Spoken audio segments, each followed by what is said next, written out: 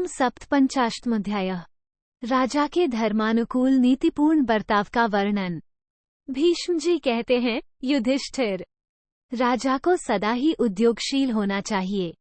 जो उद्योग छोड़कर स्त्री की भांति बेकार बैठा रहता है, उस राजा की प्रशंसा नहीं होती है। एक प्रजानाथ, इस विषय में भगवान शुक्राचार्य ने एक श्लोक कहा है, उसे मैं बता रहा हूं।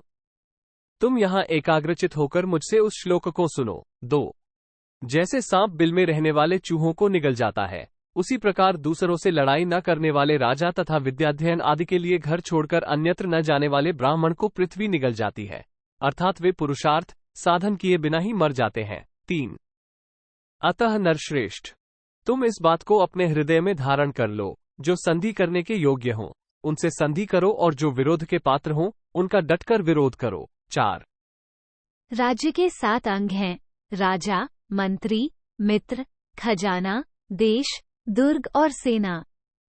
जो इन 7 अंगों से युक्त राज्य के विपरीत आचरण करे, वो गुरु हो या मित्र, मार डालने के ही योग्य है। 5 राजेंद्र, पूर्व काल में राजा मरुत ने एक प्राचीन श्लोक का गान किया था, जो बृहस्पति के मतानुसार राजा के अधिकार के विषय में प्रकाश डालता है। 6 घमंड में भरकर कर्तव्य और अकर्तव्य का ज्ञान न रखने वाला तथा कुमार्ग पर चलने वाला मनुष्य यदि अपना गुरु हो तो उसे भी दंड देने का सनातन विधान है। 7 बाहु के पुत्र बुद्धिमान राजा सगर ने तो पूर्वासियों के हित की इच्छा से अपने ज्येष्ठ पुत्र असमजा का भी त्याग कर दिया था। 8 नरेश्वर, असमजा पूर्वासियों के बालकों को पकड़कर सरयू नदी में डुबा दिया करता था, अतः उसके पिता ने उसे दुकार कर घर से बाहर निकाल दिया। 9 उद्दालक ऋषि ने अपने प्रिय पुत्र महातपस्वी श्वेतकेतु को केवल इस अपराध से त्याग दिया कि वह ब्राह्मणों के साथ मिथ्या एवं कपटपूर्ण व्यवहार करता था। 10 अतः इस लोक में प्रजावर्ग को प्रसन्न रखना ही राजाओं का सनातन धर्म है। सत्य की रक्षा और व्यवहार की सरलता ही राजोचित कर्तव्य है। 11 दूसरों के धन का नाश न करे। जिसको जो कुछ देना हो उसे वो समय पर दिलाने की व्यवस्था करे। पराक्रमी, सत्यवादी और क्षमाशील बना रहे, ऐसा करने वाला राजा कभी पथभ्रष्ट नहीं होता। 12 जिसने अपने मन को वश में कर लिया है, क्रोध को जीत लिया है तथा शास्त्रों के सिद्धांत का निश्चयात्मक ज्ञान प्राप्त कर लिया है, जो धर्म, अर्थ, काम और मोक्ष के प्रयत्न में निरंतर लगा रहता है। जिसे तीनों वेदों का ज्ञान है तथा जो अपने गुप्त विचारों को दूसरों पर प्रकट नहीं होने देता है, वही राजा होने योग्य है। प्रजा की रक्षा न करने से बढ़कर राजाओं के लिए दूसरा कोई पाप नहीं है। 13-14 राजा को चारों वर्णों के धर्मों की रक्षा करनी चाहिए। प्रजा को धर्मसक्रता से बचाना राजाओं का सनातन धर्म है। 15 राजा किसी पर भी विश्वास न करे, विश्वसनीय व्यक्ति का भी अत्यंत विश्वास न करे। राजनीति के 6 गुण होते हैं: संधि, विग्रह, यान, आसन, द्वैधीभाव और समाश्र। इन सब के गुण दोषों का अपनी बुद्धि द्वारा सदा निरीक्षण करे। 16 यदि शत्रु पर चढ़ाई की जाए और वह अपने से बलवान सिद्ध हो तो उससे मेल कर लेना संधि नामक गुण है। यदि दोनों में समान बल हो तो लड़ाई जारी रखना विग्रह है। यदि शत्रु दुर्बल हो तो उस अवस्था में उसके दुर्ग आदि पर जो आक्रमण किया जाता है, उसे यान कहते हैं। यदि अपने ऊपर शत्रु की ओर से आक्रमण हो और शत्रु का पक्ष प्रबल जान पड़े तो उस समय अपने को दुर्ग आदि में छिपाए रखकर जो आत्मरक्षा की जाती है, वो आसन कहलाता है। यदि चढ़ाई करने वाला शत्रु मध्यम श्रेणी का हो तो द्वैधी भाव का सहारा लिया जाता है। उसमें ऊपर से दूसरा भाव दिखाया जाता है और भीतर दूसरा ही भाव रखा जाता है। जैसे आधी सेना दुर्ग में रखकर आत्मरक्षा करना और आधी को भेजकर शत्रुओं के अन्न आदि सामग्री पर कब्जा करना आदि कार्य द्वैधी भाव नीति के अंतर्गत हैं। आक्रमणकारी से पीड़ित होने पर किसी मित्र राजा का सहारा लेकर उसके साथ लड़ाई छेड़ना समाश्र कहलाता है। शत्रुओं के छिद्र देखने वाले राजा की सदा ही प्रशंसा की जाती है। जिसे धर्म, अर्थ और काम के तत्व का ज्ञान है तथा जिसने शत्रुओं की गुप्त बातों को जानने और उनके मंत्री आदि को फोड़ने के लिए गुप्तचर लगा रखा है, वो भी प्रशंसा के ही योग्य है। 17 राजा को उचित है कि वह सदा अपने कोषागार को भरा पूरा रखने का प्रयत्न करता रहे। उसे न्याय करने में यमराज और धन संग्रह करने में कुबेर के समान होना चाहिए। वो स्थान, वृद्धि तथा क्षय के हेतुभूत 10 वर्गों का सदा ज्ञान रखे। 18 मंत्री, राष्ट्र, दुर्ग, किला, खजाना और दंड, ये 5 प्रकृति कहे गए हैं। ये ही अपने और शत्रु पक्ष के मिलाकर 10 वर्ग कहलाते हैं। यदि दोनों के मंत्री आदि समान हो तो ये स्थान के हेतु होते हैं, अर्थात दोनों पक्ष की स्थिति कायम रहती है। अगर अपने पक्ष में इनकी अधिकता हो तो ये वृद्धि के साधक होते हैं और कमी हो तो क्षय के कारण बनते हैं। जिनके भरण पोषण का प्रबंध न हो उनका पोषण राजा स्वयं करे और उसके द्वारा जिनका भरण पोषण चल रहा हो उन सबकी देखभाल रखे। राजा को सदा प्रसन्नमुख रहना और मुस्कुराते हुए वार्तालाप करना चाहिए। 19 राजा को वृद्ध पुरुषों की उपासना, सेवा या संग करनी चाहिए। वो आलस्य को जीते और लोलुपता का परित्याग करे। सत्पुरुषों के व्यवहार में मन लगावे। संतुष्ट होने योग्य स्वभाव बनाए रखे। वेश भूषा ऐसी रखे जिससे वो देखने में अत्यंत मनोहर जान पड़े। 20 साधु पुरुषों के हाथ से कभी धन न छीने।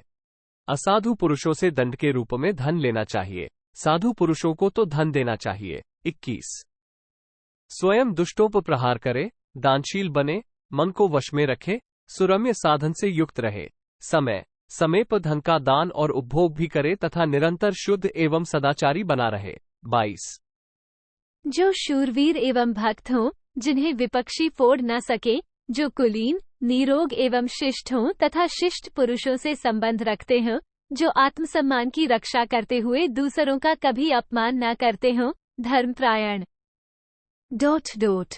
विद्वान, लोक व्यवहार के ज्ञाता और शत्रुओं की गतिविधि पर दृष्टि रखने वाले हों, जिनमें साधुता भरी हो तथा जो पर्वतों के समान अटल रहने वाले हों, ऐसे लोगों को ही राजा सदा अपना सहायक बनावे और उन्हें ऐश्वर्य का पुरस्कार दे।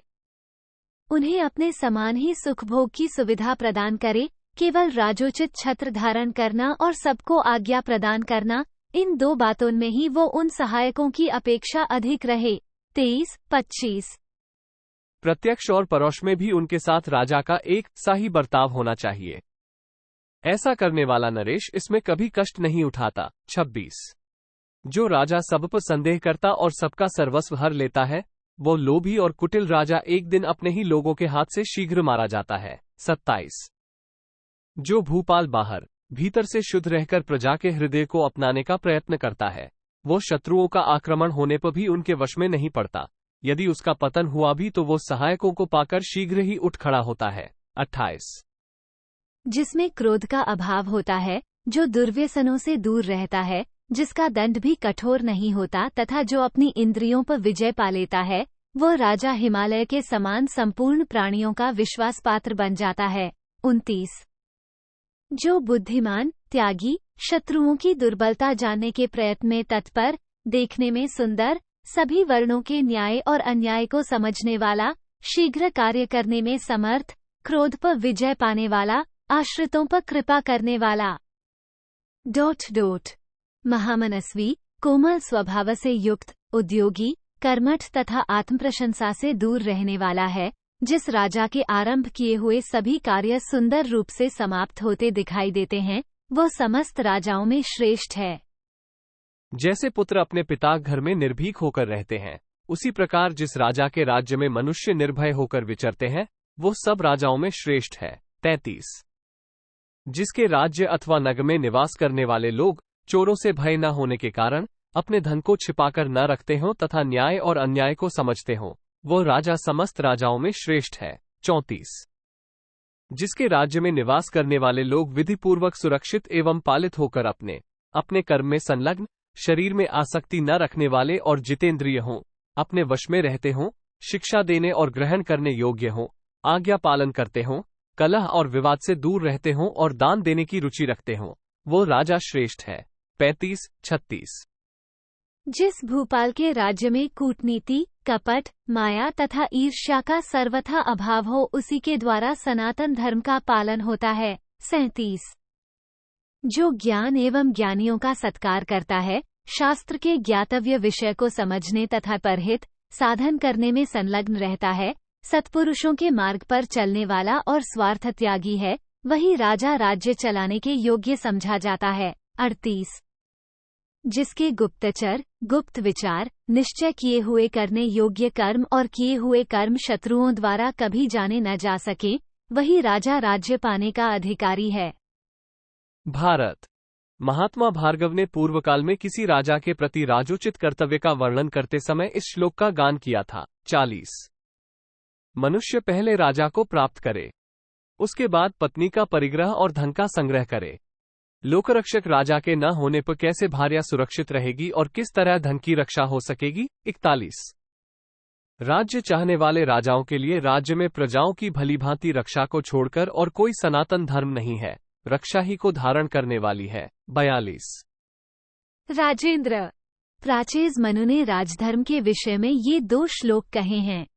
तुम एकचित होकर उन दोनों श्लोकों को यहाँ सुनो। 43 जैसे समुद्र की यात्रा में टूटी हुई नौका का त्याग कर दिया जाता है, उसी प्रकार प्रत्येक मनुष्य को चाहिए कि वह उपदेश न देने वाले आचार्य, वेद मंत्रों का उच्चारण न करने वाले ऋत्विज, रक्षा न कर सकने वाले राजा, कटु वचन बोलने वाली स्त्री, गांव में रहने की इच्छा रखने वाले ग्वाले और जंगल में रहने की कामना करने वाले नाई, इन 6 व्यक्तियों का त्याग कर दे। 44-45 इति श्रीमहाभारते शान्तिपर्वणि राजधर्मानुशासनपर्वणि सप्तपञ्चाशत्मोऽध्यायः। 57 इस प्रकार श्री महाभारत शांति पर्व के अंतर्गत राजधर्मानुशासन पर्व में 57वां अध्याय पूरा हुआ। 57